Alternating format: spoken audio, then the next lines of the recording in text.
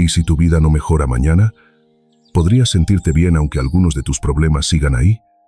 Esa es la pregunta central de este libro. Muchas personas viven aplazando la tranquilidad. Cuando pague la deuda, cuando consiga otro trabajo, cuando termine esta etapa, cuando alguien cambie, cuando vuelva a sentirme como antes. El problema es que la vida rara vez queda completamente resuelta. Siempre aparece otra preocupación, una pérdida, una obligación, una incertidumbre nueva. Por eso, esperar a que todo esté en orden antes de permitirnos disfrutar termina convirtiéndose en una forma silenciosa de perder años. Aquí no vas a encontrar la obligación de sonreír cuando estás agotado ni frases para fingir que el dolor no existe. Vamos a trabajar con una idea mucho más útil. Una vida difícil también puede contener calma, afecto, curiosidad, descanso, sentido y momentos genuinamente buenos. No necesitas arreglar tu existencia completa. Necesitas aprender a impedir que un problema ocupe todo el espacio disponible. Ese cambio comienza hoy, exactamente donde estás. Capítulo 1. No esperes a que la vida sea perfecta. Una de las trampas más comunes de la mente consiste en convertir la felicidad en una recompensa futura. Cuando gane más, voy a estar tranquilo. Cuando encuentre pareja, disfrutaré más. Cuando mis hijos crezcan, tendré tiempo para mí. Cuando termine este problema, por fin podré vivir. Parece razonable, porque muchos cambios externos realmente facilitan la existencia. Más dinero puede reducir ciertas preocupaciones. Una relación sana aporta compañía. Un buen trabajo mejora aspectos importantes del día a día. El error aparece cuando transformamos esas mejoras en condiciones obligatorias para sentir cualquier bienestar. Entonces cada meta alcanzada simplemente mueve la línea de llegada. Consigues algo y después de unas semanas tu cabeza ya está ocupada por lo siguiente. No hay nada extraño en este mecanismo.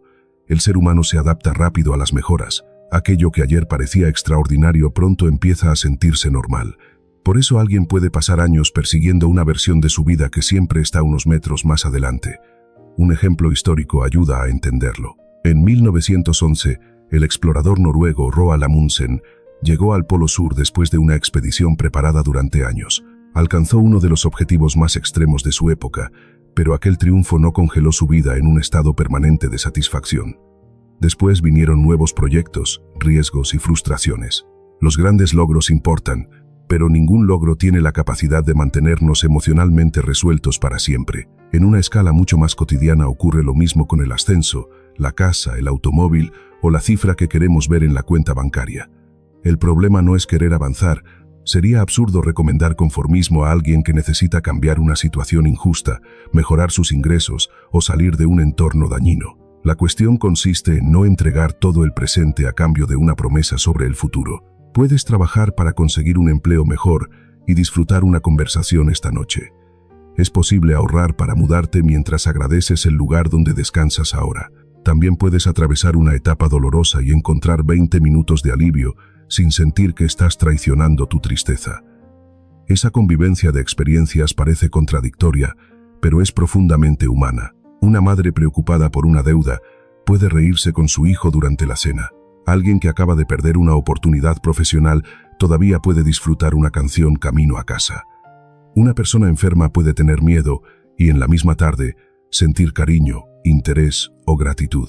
Nada de eso borra el problema.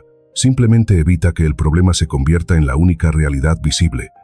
Prueba una pregunta distinta durante los próximos días. En vez de preguntarte, ¿qué falta para que mi vida sea buena? Pregúntate qué parte de mi vida ya puedo vivir sin esperar. Tal vez la respuesta sea pequeña. Tomar el café sin mirar el teléfono, caminar 20 minutos, llamar a alguien, cocinar algo que te gusta, sentarte en el balcón cuando baja el calor, leer 10 páginas antes de dormir. No subestimes esas escenas por no parecer importantes. La vida no ocurre únicamente durante graduaciones, bodas, promociones o grandes viajes. La mayor parte sucede un martes común. Mientras hacemos compras, regresamos del trabajo, hablamos con alguien en la cocina o nos acostamos después de un día cansado. Si reservamos la felicidad para los acontecimientos extraordinarios, dejamos desatendida la mayor parte de nuestra existencia. Empezar a vivir ahora tampoco significa renunciar a tus ambiciones. Significa dejar de utilizar tus metas como permiso para estar bien. Puedes querer más sin despreciar todo lo que ya existe. En el siguiente capítulo vamos a desmontar otra presión todavía más dañina: Creer que una persona feliz debería sentirse bien todo el tiempo. Capítulo 2. Deja de obligarte a estar bien. Hay días en los que no necesitas una frase motivadora. Necesitas dejar de pelear contigo mismo por estar cansado, triste o irritado. La idea de que una buena vida debería sentirse agradable casi todo el tiempo ha creado una segunda forma de sufrimiento. Primero aparece el dolor real y luego llega la culpa por sentirlo. Te preocupa algo y piensas que estás siendo demasiado negativo. Una pérdida te derrumba, pero alguien recuerda que deberías agradecer lo que tienes. Estás exhausto y aún así te reprochas no tener más energía. De ese modo, una emoción difícil termina acompañada por un juicio todavía más duro. La tristeza dice, esto duele. La autocrítica añade, además no deberías sentirte así. Son problemas distintos. El primero pertenece a la experiencia humana. El segundo muchas veces lo fabricamos nosotros. Durante décadas, el psicólogo Paul Ekman estudió la expresión de emociones en culturas diferentes y mostró algo sencillo pero decisivo. Emociones como el miedo, la ira, la tristeza o la alegría forman parte de nuestro repertorio humano básico. No son errores del sistema, cumplen funciones. El miedo puede advertir peligro, la tristeza aparece frente a pérdidas y cambios importantes. La ira puede señalar que sentimos un límite vulnerado. Incluso la frustración contiene información sobre aquello que esperábamos y no ocurrió. Pretender eliminar esas respuestas sería parecido a exigir que una alarma funcione únicamente cuando su sonido resulte agradable. Otra cosa muy distinta es dejar que una emoción gobierne cada decisión. Sentir ira no obliga a gritar. Tener miedo tampoco exige abandonar un proyecto. Estar triste no significa que tu vida haya perdido todo valor. Aquí aparece una distinción fundamental. Sentir algo y convertirse en ese sentimiento no son lo mismo. Estoy atravesando una semana difícil, describe una situación. Mi vida es un desastre, transforma una etapa en una sentencia. Hoy estoy ansioso, reconoce una experiencia concreta. Nunca voy a estar bien, convierte el presente en una predicción sobre años que todavía no existen. Nuestro lenguaje interior importa porque puede ampliar o reducir el tamaño psicológico de lo que estamos viviendo. Pensemos en una escena común. Un hombre vuelve a casa después de recibir una mala noticia en el trabajo. Durante la cena está callado, responde poco y apenas prueba la comida. Su primera reacción podría ser atacarse. Otra vez estoy arruinando la noche. Ni siquiera sé manejar un problema. Esa frase no mejora nada. Añade vergüenza al estrés. Una alternativa más precisa sería, hoy me golpeó lo que pasó y necesito un poco de tiempo para procesarlo. No se está dando permiso para maltratar a su familia ni abandonando responsabilidades. Solo está dejando de convertir una reacción humana en una acusación personal. Algo parecido ocurrió en la vida de Frida Kahlo. Dolor físico, operaciones y largas temporadas de inmovilidad atravesaron gran parte de su existencia. Sería falso convertir esa historia en una postal de optimismo permanente. Hubo sufrimiento real, también hubo pintura, humor, vínculos, contradicciones y una intensa necesidad de expresión. Su trayectoria recuerda una idea útil para este libro. Una vida puede contener dolor sin quedar reducida exclusivamente al dolor. Esa es una visión mucho más madura de la felicidad. No buscamos sentir placer las 24 horas. Queremos ampliar nuestra capacidad para seguir encontrando valor, conexión y pequeñas zonas de bienestar, incluso cuando aparece una emoción incómoda.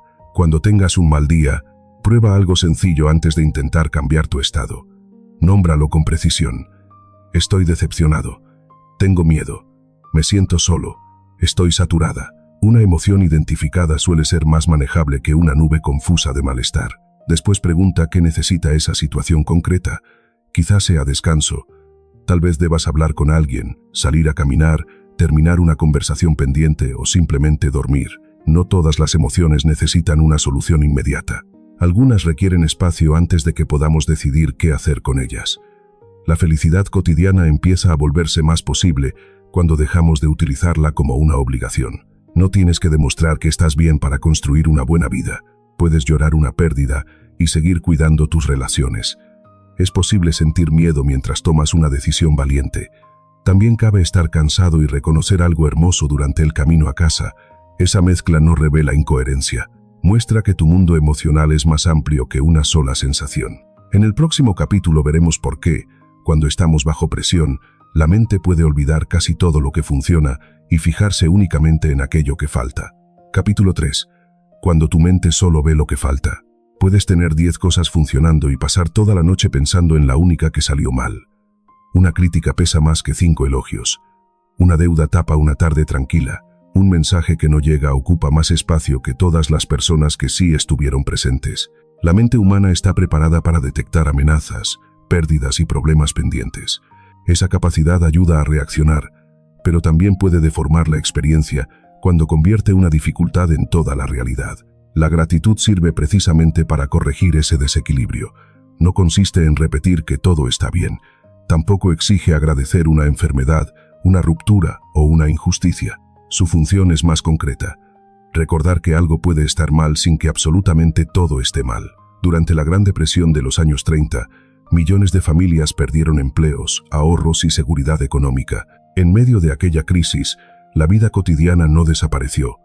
La gente seguía compartiendo comida, reuniéndose con vecinos, celebrando cumpleaños modestos y ayudándose como podía. Ninguno de esos momentos solucionaba la economía, pero impedía que la crisis ocupara cada parte de la experiencia. En días difíciles ocurre algo parecido. Quizá no puedas cambiar hoy el problema que te preocupa, pero todavía puede existir una llamada sincera, una comida caliente, un rato de descanso o alguien que te escuche. Para entrenar esa mirada, evita frases generales como «estoy agradecido por mi vida». Busca escenas. «Mi hermano me llamó cuando estaba preocupado. Hoy pude comer con calma. Durante 10 minutos no sentí prisa». 3 detalles concretos al final del día son suficientes. Con el tiempo, la atención aprende a registrar también lo que sostiene, no solo lo que amenaza. La felicidad cotidiana comienza ahí, no en negar lo que falta, sino en dejar de olvidar todo lo que permanece. En el próximo capítulo veremos otro punto ciego frecuente: avanzar mucho y seguir sintiendo que no hemos conseguido nada. Capítulo 4. No esperes un gran logro para reconocer que avanzas. Si solo cuentas las grandes victorias, pasarás gran parte de tu vida sintiendo que todavía no has llegado. Alguien empieza a cuidar su salud y camina 15 minutos cada día, pero se considera un fracaso porque aún no alcanza el peso deseado. Otra persona paga una parte de una deuda y solo mira la cantidad restante. Un estudiante mejora durante meses, aunque sigue pensando únicamente en la nota final. El problema no es tener objetivos altos. Surge cuando todo lo que ocurre antes del resultado se vuelve invisible. Los grandes cambios casi nunca aparecen de golpe. Se construyen mediante acciones pequeñas que por separado parecen poco impresionantes. La expedición de Roald Amundsen al Polo Sur ilustra bien esta lógica. El éxito final dependió de preparación, decisiones prácticas, disciplina y cientos de avances parciales realizados mucho antes de llegar al punto que después entraría en los libros de historia. La meta fue importante, pero no apareció por sí sola. Lo mismo sucede en una vida común. Mandar un currículum no consigue inmediatamente un empleo, pero abre una posibilidad. Decir no por primera vez no establece todos tus límites, aunque marca una dirección. Caminar 20 minutos no transforma el cuerpo en una tarde, pero ya es una acción distinta a permanecer inmóvil. Reconocer estas pequeñas victorias no significa conformarse. Significa darle al esfuerzo una señal de progreso. Prueba una pregunta al final del día. ¿Dónde avancé hoy, aunque fuera poco? La respuesta puede ser sencilla. Pedí ayuda. No respondí estando enojado. Ahorré un poco. Terminé algo que llevaba días evitando. En épocas especialmente duras, incluso mantener lo esencial puede contar. No todas las etapas permiten la misma velocidad. Algunas sirven para crecer, otras para sostenerse. Aprender a distinguirlas evita convertir cada jornada difícil en una acusación contra uno mismo. El progreso necesita dirección, pero también necesita ser visto. En el siguiente capítulo entraremos en un problema distinto. ¿Qué ocurre cuando la mente sigue trabajando, aun cuando ya no está resolviendo nada? Capítulo 5. Cuando tu cabeza no se apaga, no todo pensamiento merece más pensamiento. Hay una diferencia importante entre reflexionar y quedar atrapado en un bucle. Pensar de manera útil suele producir algo, una decisión, una comprensión o un siguiente paso. Sobrepensar repite las mismas preguntas sin acercarnos a ninguna respuesta. Una conversación de la tarde vuelve a medianoche. Después aparece el problema del trabajo, luego el dinero y finalmente una preocupación que ni siquiera estaba relacionada con el asunto inicial. El cuerpo está en la cama, pero la mente sigue corriendo. Frente a ese estado, muchas personas cometen un error. Intentan pensar todavía más. Buscan la explicación perfecta, imaginan todos los escenarios y esperan alcanzar una certeza completa. Casi nunca llega. Una forma más práctica de interrumpir el ciclo consiste en sacar el problema de la cabeza. Escribe qué te preocupa y responde 2 preguntas. ¿Puedo hacer algo concreto en las próximas 24 horas? ¿Y qué parte no puedo resolver hoy? Si existe una acción, anótala. Si no existe, seguir pensando probablemente no añadirá control, solo añadirá cansancio. Después vuelve al cuerpo, camina unos minutos, observa la respiración, siente los pies sobre el suelo o presta atención a 3 sonidos cercanos. Parece demasiado sencillo, pero cambia el foco desde un futuro imaginado hacia información que está ocurriendo ahora. A veces también sobrepensamos porque resulta más fácil analizar una emoción que sentirla. Una ruptura puede convertirse en meses de preguntas cuando, debajo de ellas, lo que existe es tristeza. En esos casos no hace falta encontrar una explicación perfecta, puede ser suficiente admitir: esto me dolió. Algunas experiencias se entienden después, otras nunca ofrecen una conclusión limpia. Aprender a dejar una pregunta abierta durante unas horas también es una forma de salud mental. El presente no te promete certeza, pero sí ofrece algo manejable, este momento y la próxima acción posible. En el siguiente capítulo veremos cómo el cuerpo puede ayudarnos todavía más, porque nuestro estado emocional no se construye solo con pensamientos. Capítulo 6. Tu cuerpo también participa en tu felicidad. Cuando el ánimo cae, solemos buscar una solución únicamente dentro de la cabeza. Analizamos lo que sentimos, intentamos cambiar pensamientos y esperamos recuperar energía antes de movernos. A veces conviene invertir el orden. El cuerpo puede abrir una puerta que la mente por sí sola no encuentra. La actividad física favorece la liberación de sustancias relacionadas con el bienestar y ayuda a descargar tensión acumulada. Eso no significa entrenar 2 horas ni convertir cada paseo en un proyecto deportivo. 15 minutos pueden ser suficientes para modificar el tono de una tarde difícil. Caminar, nadar, bailar una canción, trabajar en el jardín o estirar el cuerpo cuentan si consiguen sacarte de la inmovilidad. La clave está en elegir algo que puedas repetir. Durante la Segunda Guerra Mundial, el médico británico Archibald Hill y otros investigadores ayudaron a consolidar el estudio moderno del funcionamiento muscular y del consumo de oxígeno. Décadas de investigación posterior han confirmado algo que hoy parece evidente. Cuerpo y estado mental no funcionan como sistemas separados. Dormir mal afecta el humor. Permanecer inmóvil durante largos periodos cambia la energía. El movimiento modifica la forma en que sentimos el propio cuerpo y, con frecuencia, también la manera en que enfrentamos un problema. Imagina a alguien que termina su jornada agotado y se deja caer frente al teléfono durante 2 horas. Cree que está descansando, pero al levantarse se siente todavía más pesado. Otro día decide caminar alrededor de la cuadra sin ninguna meta deportiva. No desaparece el conflicto laboral, aunque regresa con la cabeza algo más despejada. Esa diferencia pequeña importa. El error consiste en esperar ganas para empezar. Muchas veces la energía aparece después del movimiento, no antes. Si estás atravesando una etapa complicada, reduce el estándar. 5 minutos cuentan. 10 también. No midas el valor de una actividad por cuántas calorías quema, sino por cómo cambia tu estado antes y después. El cuerpo no resolverá una deuda, una pérdida, ni una decisión difícil. Sí puede ayudarte a enfrentarlas con más recursos. En el próximo capítulo veremos qué ocurre cuando el problema no está en el cuerpo ni en la situación misma, sino en la historia que contamos acerca de lo que nos pasó. Capítulo 7. No conviertas un fracaso en una sentencia sobre ti. No conseguir algo duele. Convertir ese resultado en una definición personal duele mucho más. Perder una oportunidad laboral puede convertirse rápidamente en no soy competente. Una relación que termina puede traducirse en nadie va a quedarse conmigo. Fallar en un proyecto termina resumido como siempre arruino todo. El hecho original ocupa una línea, la interpretación puede ocupar años. Nuestro cerebro intenta explicar lo que ocurre porque necesita sentido. El problema aparece cuando utiliza una experiencia limitada para construir una conclusión absoluta. Pensemos en Abraham Lincoln, antes de llegar a la presidencia de Estados Unidos. Su trayectoria política incluyó derrotas electorales, periodos de fuerte frustración y una vida personal marcada por dificultades. Sería incorrecto decir que cada fracaso fue necesario o que todos tenían un lado positivo. Lo relevante está en que ninguno de esos resultados describió por completo su capacidad futura. Una derrota política significaba exactamente eso, una derrota en un momento determinado.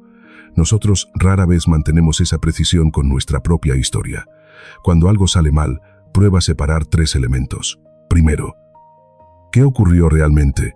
Segundo, ¿qué interpretación estoy añadiendo? Tercero, ¿qué puedo hacer a partir de aquí? Supongamos que no recibiste el ascenso esperado. El hecho es concreto. Otra persona obtuvo el puesto. No valgo para esto, ya es una interpretación. Entre ambos existe un espacio donde puedes preguntar qué habilidades faltaron, si conviene solicitar retroalimentación o incluso si deseas seguir creciendo dentro de esa empresa. Nada de eso elimina la decepción. Evita, sin embargo, que la decepción tome decisiones por ti.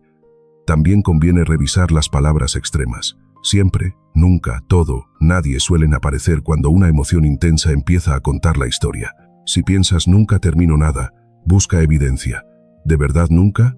Probablemente encontrarás excepciones. Esa búsqueda no pretende engañarte con optimismo, busca recuperar exactitud. Un fracaso puede señalar un error, una mala estrategia, falta de preparación, circunstancias adversas o simplemente competencia. Ninguna de esas explicaciones exige concluir que tú eres un fracaso. Las personas cambian cuando utilizan los resultados como información, no como identidad. El siguiente capítulo irá todavía más cerca. Incluso cuando nadie nos critica, podemos convertirnos en la voz más dura que escuchamos durante todo el día. Capítulo 8. La forma en que te hablas puede hacer todo más pesado. Puedes equivocarte una vez y castigarte mentalmente 20. Derramas algo, olvidas una cita, reaccionas mal o tomas una decisión que después lamentas. El error ocurre en pocos minutos. La voz interior lo repite durante horas. ¡Qué idiota! Otra vez lo mismo. Nunca aprendo. Ese diálogo suele justificarse como una manera de exigirnos más, pero la crueldad no siempre produce mejora. Muchas veces genera vergüenza, bloqueo y miedo a volver a intentarlo. Una pregunta sencilla permite detectar el problema. Si alguien que amas estuviera en tu situación, ¿le hablarías exactamente como te estás hablando ahora? Probablemente distinguirías entre la persona y su conducta. Dirías que cometió un error, no que es un error. Esa diferencia también debería aplicarse hacia adentro. Después de sufrir el accidente de autobús que transformó su salud y su vida, Frida Kahlo atravesó dolor físico, cirugías y largos periodos de recuperación. Su obra no nació de fingir que aquello no dolía. Tampoco convirtió cada limitación en una razón para dejar de crear. Pintó su experiencia, incluso las partes incómodas, sin borrar su complejidad. Esa actitud ofrece una referencia útil. Reconocer una herida no obliga a construir toda la identidad alrededor de ella. La autocompasión funciona del mismo modo. No significa justificar cualquier comportamiento. Si heriste a alguien, corresponde asumir responsabilidad. Cuando una decisión fue mala, conviene entender por qué. Después llega una parte que solemos omitir: permitirnos aprender sin continuar administrando castigo indefinido. Cambia soy un desastre por algo verificable. Hice esto mal y necesito corregirlo. En lugar de no sirvo para nada, pregunta qué habilidad falta. La precisión reduce dramatismo sin esconder responsabilidad. También ayuda a recordar que las redes sociales distorsionan la comparación. Vemos celebraciones, viajes, logros y fotografías cuidadosamente seleccionadas. Luego enfrentamos ese resumen editado con nuestra vida completa, incluyendo dudas, discusiones y días mediocres. Esa comparación siempre estará desequilibrada. Cuando aparezca una frase especialmente cruel, detente y reformúlala como lo haría alguien firme pero justo. No puedo creer que haya fallado otra vez.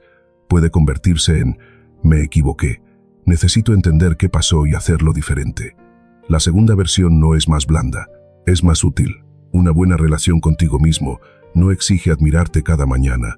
Basta con dejar de convertirte en enemigo cada vez que algo sale mal. En el próximo capítulo veremos qué hacer con aquello que ya ocurrió y, sin embargo, sigue ocupando espacio dentro de nosotros. Capítulo 9. Lo que terminó no debería seguir viviendo dentro de ti. Hay cosas que ya pasaron, pero siguen ocupando el presente.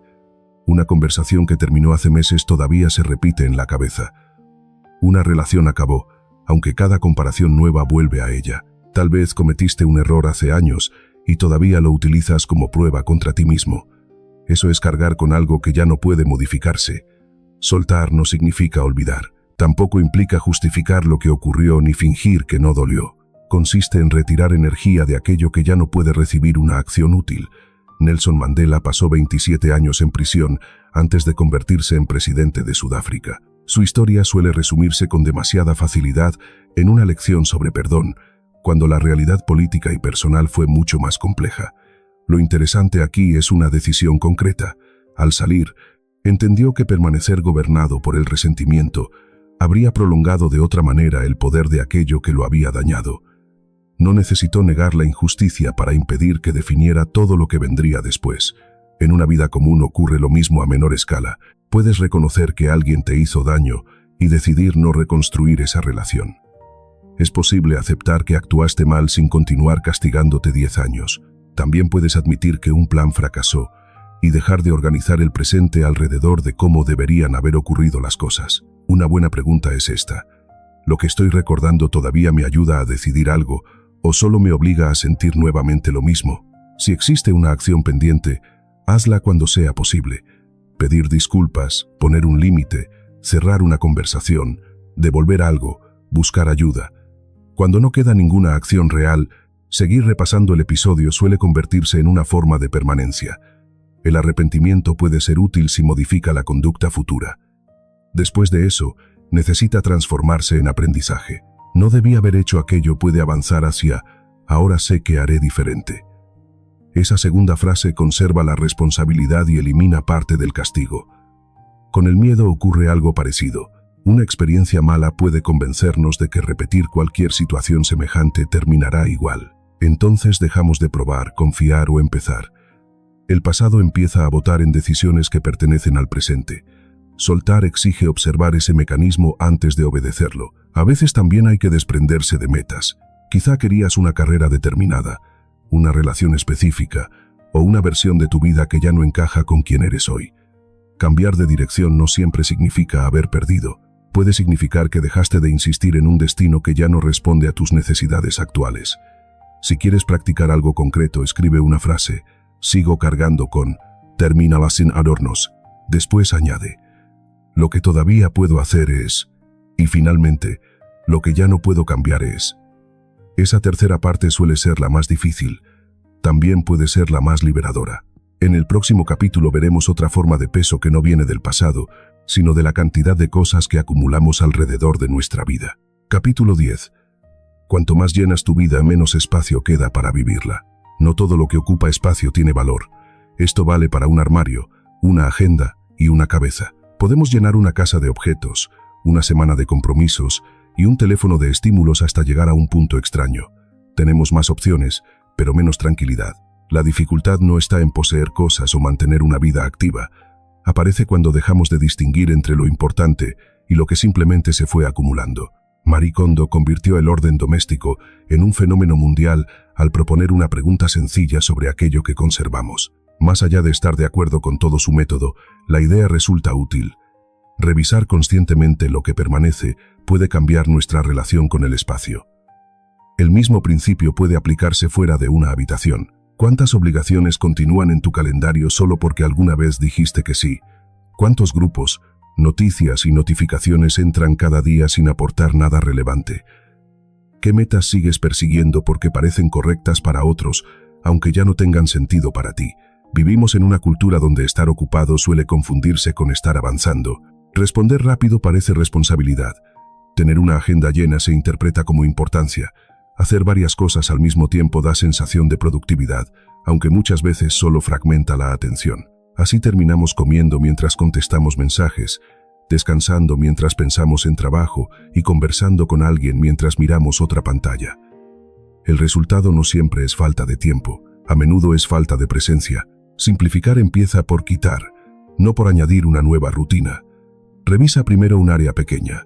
Puede ser un cajón, una tarde de la semana, o las aplicaciones que envían notificaciones. El objetivo no es vivir con pocas posesiones para cumplir una estética minimalista. Se trata de reducir aquello que consume atención sin devolver valor suficiente. Hay hogares latinoamericanos donde guardar por si acaso es casi una tradición familiar.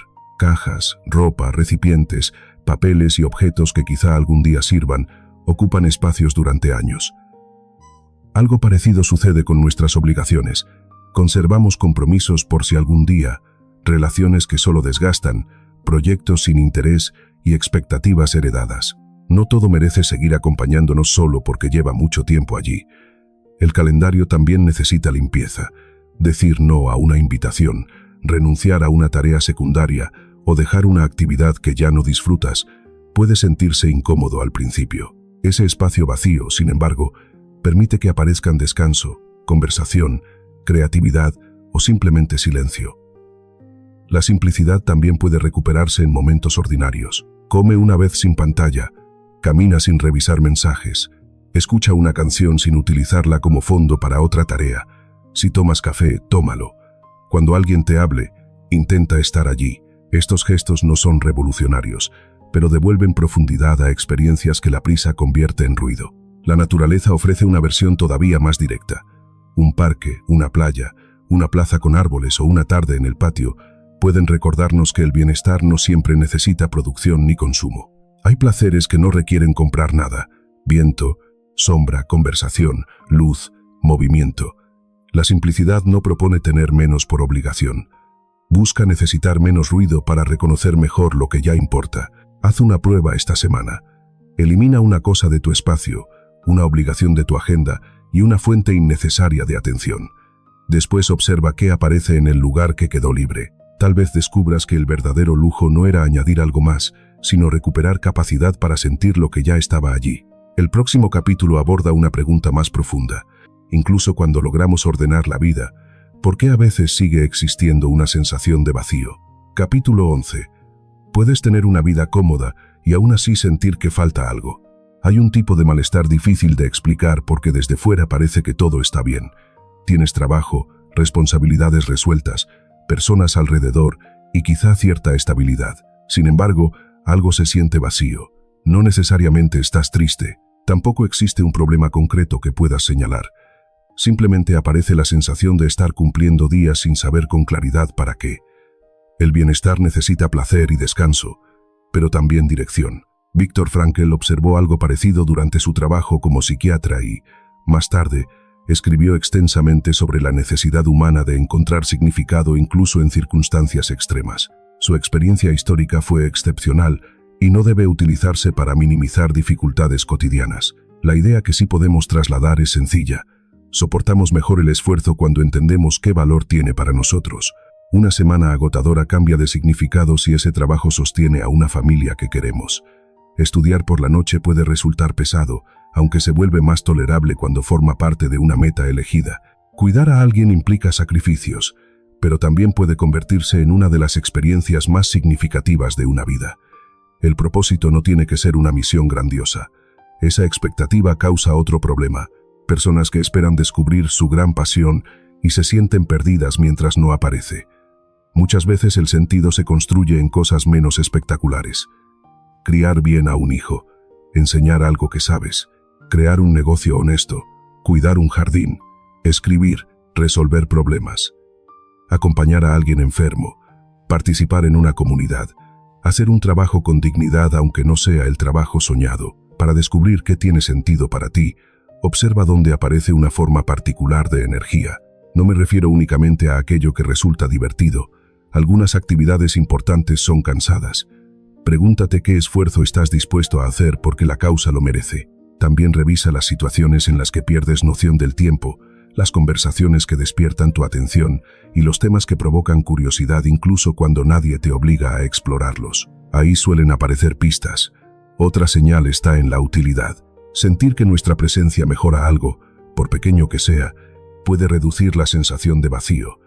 Una maestra quizá no cambie el sistema educativo, pero puede transformar la relación de un niño con el aprendizaje. Un cocinero no resuelve la vida de sus clientes. Aún así, prepara una comida que reúne a una familia. Alguien que escucha durante una hora no elimina el problema de un amigo, aunque puede hacer que esa persona deje de sentirse sola. El significado suele esconderse dentro de acciones concretas, no en discursos sobre encontrarse a uno mismo. Por eso conviene dejar de preguntar únicamente ¿qué quiero recibir de la vida? Y añadir ¿qué quiero aportar mientras estoy aquí? Ambas preguntas necesitan equilibrio. Vivir solo para los demás termina agotando. Vivir únicamente para satisfacer deseos propios puede volverse vacío. Una vida con sentido suele contener las dos direcciones: cuidar de uno mismo y participar en algo que supera el interés inmediato. Si tu trabajo actual no te llena, no siempre puedes abandonarlo mañana.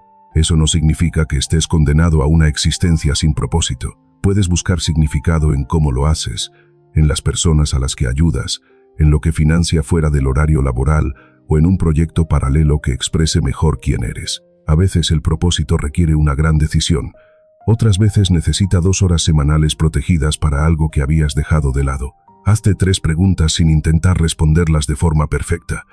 Cuando siento que lo que hago importa, ¿a quién o a qué quiero contribuir? ¿Y qué actividad seguiría teniendo valor aunque nadie la aplaudiera? Las respuestas pueden cambiar con la edad. Eso es normal. El sentido de una persona a los 20 años no tiene por qué ser idéntico al de los 40. Lo importante es revisar la dirección antes de descubrir que llevamos años avanzando hacia un lugar que nunca elegimos de verdad. En el siguiente capítulo veremos cómo convertir esa claridad en decisiones cotidianas, porque saber qué valoras sirve de poco si tu agenda cuenta una historia completamente diferente. Capítulo 12. Cuando tu vida no se parece a lo que dices valorar, puedes decir que la familia es lo más importante y pasar semanas sin conversar de verdad con nadie en casa. Tal vez aseguras que tu salud cuenta mucho, pero duermes poco, comes con prisa y nunca reservas tiempo para moverte. También es posible valorar la creatividad mientras cada hora libre termina absorbida por obligaciones o pantallas. Esa distancia entre lo que consideramos importante y lo que hacemos produce un malestar difícil de identificar. Desde fuera, todo puede parecer normal. Por dentro aparece una sensación de incoherencia. Los valores no son metas. Una meta puede completarse, terminar una carrera, comprar una casa, conseguir determinado puesto. Un valor funciona de otra manera. No terminas de ser una persona honesta, curiosa o cercana a su familia. Es una dirección que orienta decisiones repetidas. Mahatma Gandhi resumió parte de su vida pública alrededor de principios que intentaba convertir en conducta, aunque sus decisiones y contradicciones históricas siguen siendo objeto de debate. Lo útil para nosotros no es imitar a una figura histórica, sino observar algo más sencillo. Un valor solo adquiere fuerza cuando entra en conflicto con una comodidad, una costumbre o una ventaja inmediata. Es fácil decir que valoras la salud hasta que debes apagar la pantalla y dormir. Resulta sencillo defender la honestidad, mientras decir la verdad no cuesta nada. La prioridad familiar parece clara hasta que aparece otra tarde de trabajo que podrías haber rechazado. Por eso conviene examinar el calendario en lugar de las intenciones. Tus horas revelan parte de tus prioridades reales, no siempre porque las hayas elegido libremente. Muchas personas trabajan demasiado porque necesitan hacerlo. Aún así, incluso dentro de límites económicos y familiares, suelen existir pequeños márgenes de decisión. 10 minutos para leer con un hijo, una llamada a los padres, preparar comida para mañana, rechazar una obligación secundaria, dedicar media hora semanal a algo creativo. Las acciones modestas tienen valor porque acercan la vida cotidiana a aquello que dices defender. Empieza identificando 3 valores, no 10. Pregúntate qué cualidades quieres que estén presentes en tu manera de vivir. Quizá aparezcan cuidado, aprendizaje, libertad, responsabilidad, amistad, salud, creatividad o servicio. Después busca evidencia. Si alguien observara únicamente tus últimos 7 días, ¿podría reconocer esos valores? La respuesta no sirve para juzgarte. Funciona como diagnóstico. Cuando haya distancia, evita prometer una transformación completa. Elige un gesto concreto. Si valoras el aprendizaje, lee 10 minutos. Cuando la conexión sea importante, protege una conversación sin teléfono. Si buscas cuidar la salud, empieza por una hora razonable de sueño. Alinear una vida no consiste en convertirla en un sistema perfecto. Significa corregir dirección cada vez que notas que te alejaste demasiado. Esa claridad también hace más fáciles algunas decisiones. Frente a 2 opciones, la pregunta ¿cuál encaja mejor con lo que quiero representar? Puede ser más útil que ¿cuál me hará sentir mejor ahora? No siempre elegirás lo más cómodo. A veces tendrás que terminar una relación, cambiar de trabajo, poner un límite o renunciar a una oportunidad atractiva que te aleja de algo más importante. La tranquilidad que nace de esas decisiones no es euforia. Se parece más a dejar de discutir constantemente contigo mismo. En el siguiente capítulo veremos por qué Incluso una vida coherente puede volverse pesada cuando intentamos vivirla aislados de los demás. Capítulo 13. Cuando te sientes solo aunque haya gente alrededor. La soledad no siempre significa estar físicamente solo. Puedes cenar con alguien, trabajar rodeado de personas y recibir decenas de mensajes mientras sientes que nadie sabe realmente cómo estás. Esa forma de aislamiento resulta especialmente confusa porque desde fuera parece que existe compañía. Lo que falta no es cantidad de contacto, sino calidad de conexión. Una conversación profunda puede sostener más que 100 interacciones superficiales. Los seres humanos hemos dependido de otros durante toda nuestra historia. Las comunidades rurales de América Latina ofrecen un ejemplo cotidiano. Durante cosechas, enfermedades, funerales o celebraciones, muchas tareas tradicionalmente se resolvían mediante redes familiares y vecinales. Esas estructuras no eran perfectas ni estaban libres de conflictos, pero recordaban algo que la vida urbana moderna puede ocultar. Sobrevivir y sentirse acompañado nunca fueron proyectos completamente individuales. Hoy podemos resolver casi cualquier necesidad práctica sin hablar con nadie.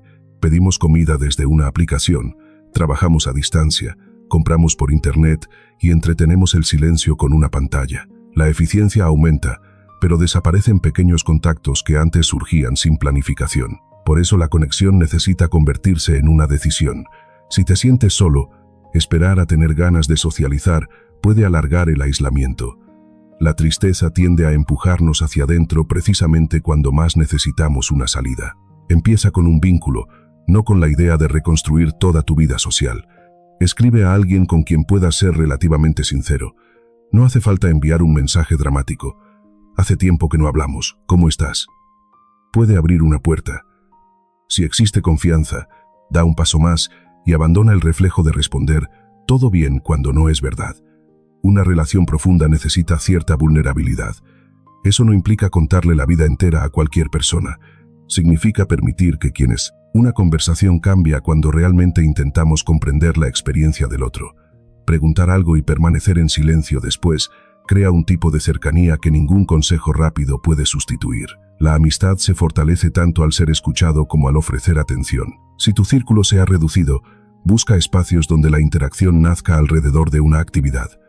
Un grupo de lectura, una clase de baile, voluntariado, deporte, una comunidad religiosa, si forma parte de tu vida o cualquier actividad repetida, facilita encuentros sin exigir intimidad inmediata.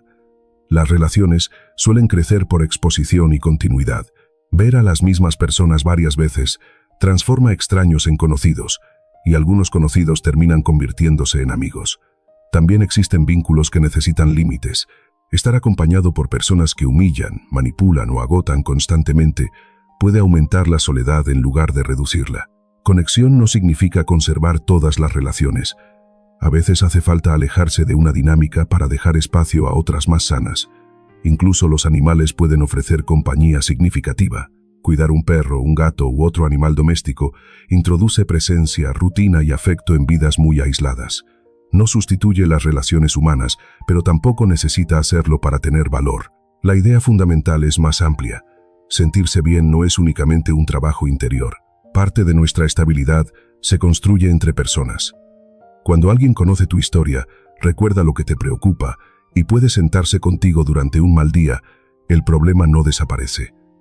Su peso cambia. En el próximo capítulo abordaremos la otra mitad de esta conexión. Permitir que alguien nos ayude cuando estamos acostumbrados a ser nosotros quienes resolvemos todo. Capítulo 14. Aprende a recibir ayuda sin sentirte menos. A algunas personas les resulta mucho más fácil dar que recibir. Preparan comida para todos, escuchan problemas, prestan dinero, resuelven trámites y aparecen cuando alguien llama. Sin embargo, cuando ellas necesitan algo, responden casi automáticamente. No te preocupes, yo puedo. Esa independencia suele recibir elogios. También puede convertirse en una prisión. Pedir ayuda exige reconocer que existe una necesidad y aceptar que otra persona tiene algo que ofrecernos. Para quien ha construido su identidad alrededor de ser fuerte, competente o responsable, esa posición puede sentirse incómoda. Aparecen pensamientos como, no quiero molestar, debería poder hacerlo solo, o después voy a deberle algo. Detrás de muchos de ellos hay miedo a la vulnerabilidad.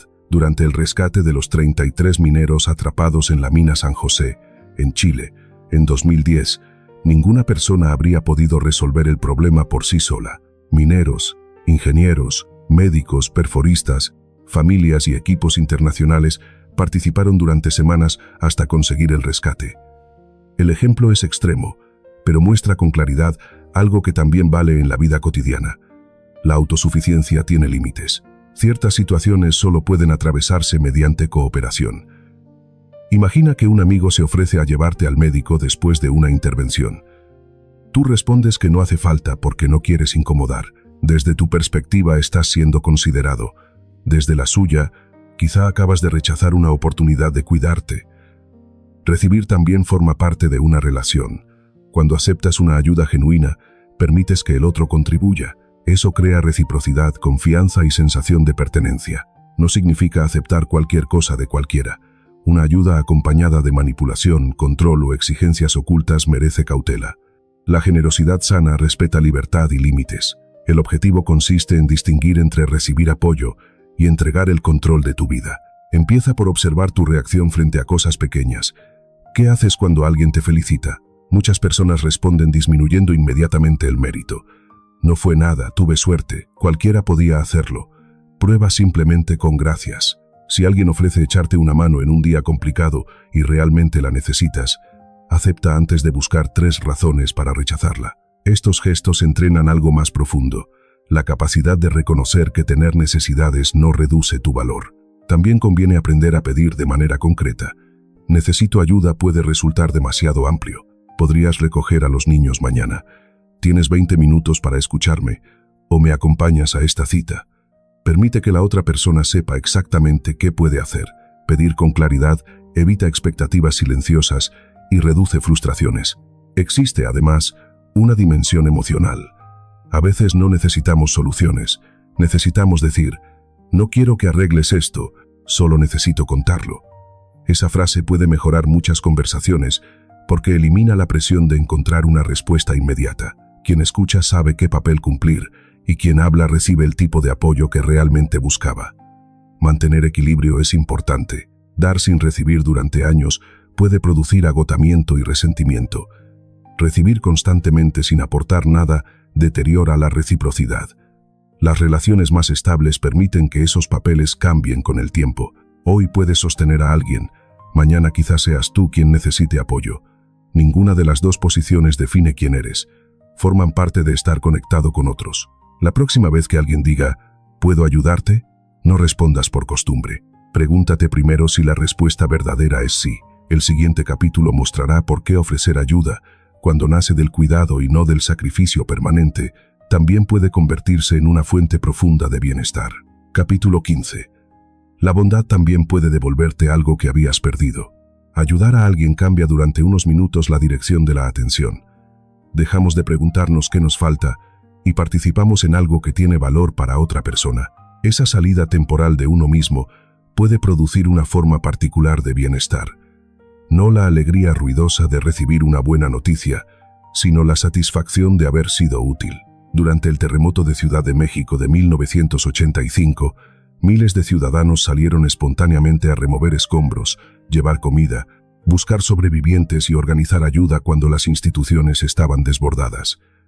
La tragedia no se volvió menos terrible por esos gestos. Lo que apareció en medio del desastre fue otra realidad simultánea. Personas capaces de sostener a desconocidos cuando más lo necesitaban. No hace falta atravesar una catástrofe para experimentar algo parecido. Preparar una comida para alguien enfermo, explicar un tema a un compañero, acompañar a un vecino mayor, escuchar sin mirar el reloj o compartir una habilidad pueden devolvernos sensación de conexión y propósito. El problema surge cuando confundimos bondad con sacrificio permanente. Ayudar desde la culpa termina agotando. Dar para recibir reconocimiento convierte cada gesto en una negociación silenciosa. También existe quien intenta ser indispensable para todos porque teme dejar de ser queridos y deja de resolver problemas ajenos. Eso no es generosidad sostenible. Una ayuda sana necesita 2 condiciones: libertad y límite. Puedes ofrecer tiempo sin entregar todo tu tiempo. Es posible cuidar a otros mientras proteges descanso, dinero y energía. Decir hoy no puedo no cancela la bondad que has mostrado antes. De hecho, conservar recursos permite seguir dando sin resentimiento. Otra forma de practicarla consiste en reducir la escala. No esperes tener dinero de sobra ni una tarde completa. Pregunta qué puedes hacer con lo que ya tienes. Quizá una llamada, tal vez presentar a 2 personas que pueden ayudarse. En ocasiones basta con tratar con paciencia a alguien que está teniendo un mal día. Hay gestos cuya importancia nunca llegamos a conocer. Una frase pronunciada en el momento correcto puede acompañar a otra persona durante años. La bondad tampoco necesita convertirte en salvador. Cada adulto conserva responsabilidad sobre su propia vida. Ayudar significa acompañar una parte del camino, no cargar con todas las decisiones de otro. Cuando esa diferencia está clara, dar deja de ser agotamiento y vuelve a ser encuentro. Si hoy te sientes encerrado dentro de tus propias preocupaciones, prueba una acción pequeña que mejore el día de alguien sin dañarte a ti. No solucionará todos tus problemas. Puede recordarte, sin embargo, que todavía tienes capacidad para producir algo bueno dentro de una jornada difícil. En el siguiente capítulo hablaremos de los momentos en que esa jornada cambia por completo y nada vuelve a funcionar como antes. Capítulo 16. Cuando la vida cambia el plan sin pedir permiso. A veces no recibimos una transición ordenada. El teléfono suena y trae una noticia. Una empresa cierra. Una relación termina. Llegamos a otra ciudad. Los hijos se van de casa. O el cuerpo comienza a exigir una forma distinta de vivir. Hasta ayer conocíamos las reglas. Hoy tenemos que aprenderlas otra vez. El cambio incomoda porque rompe predicciones. La mente prefiere lo conocido incluso cuando lo conocido no es perfecto. Por eso podemos extrañar un trabajo que nos agotaba o sentir nostalgia por una etapa que, mientras ocurría, queríamos terminar. Familiaridad y felicidad no son lo mismo. En 1939, cuando miles de republicanos españoles llegaron exiliados a México, tuvieron que reconstruir su vida lejos de hogares, profesiones y redes que habían conocido. Entre ellos había maestros, médicos, artistas, científicos y familias enteras. Muchos conservaron dolor por lo perdido mientras aprendían otra cultura, formaban nuevas comunidades y aportaban a la sociedad que los recibió. Adaptarse no significó afirmar que el exilio había sido bueno. Significó construir posibilidades dentro de una realidad que ya no podía volver atrás. Esa diferencia sirve para cambios mucho menos extremos. Cuando algo termina, primero suele aparecer una fase de desorientación. No necesitas apresurarte a encontrar la oportunidad escondida. Antes puede haber tristeza, miedo o enojo. Darles nombre evita que esas emociones dirijan todo desde la sombra. Después llega una pregunta más práctica. ¿Qué necesita ser aprendido ahora? Si te mudaste, quizás debas crear nuevas rutinas. Cuando pierdes un trabajo, toca revisar recursos, contactos y alternativas. Tras una separación, reaparecen espacios del día que antes estaban organizados alrededor de otra persona. Cada cambio exige competencias diferentes. Intentar reproducir exactamente la vida anterior puede prolongar el choque. La adaptación comienza cuando dejamos de preguntar únicamente ¿cómo vuelvo a lo de antes? Y empezamos a preguntarnos ¿cómo puedo vivir bien desde aquí? Eso requiere flexibilidad, no entusiasmo. Puedes probar un camino sin saber si será definitivo. También es válido cambiar de opinión cuando la información nueva lo justifica. Los planes son herramientas, no contratos con el futuro. Una manera útil de reducir la sensación de caos consiste en conservar algunos puntos estables.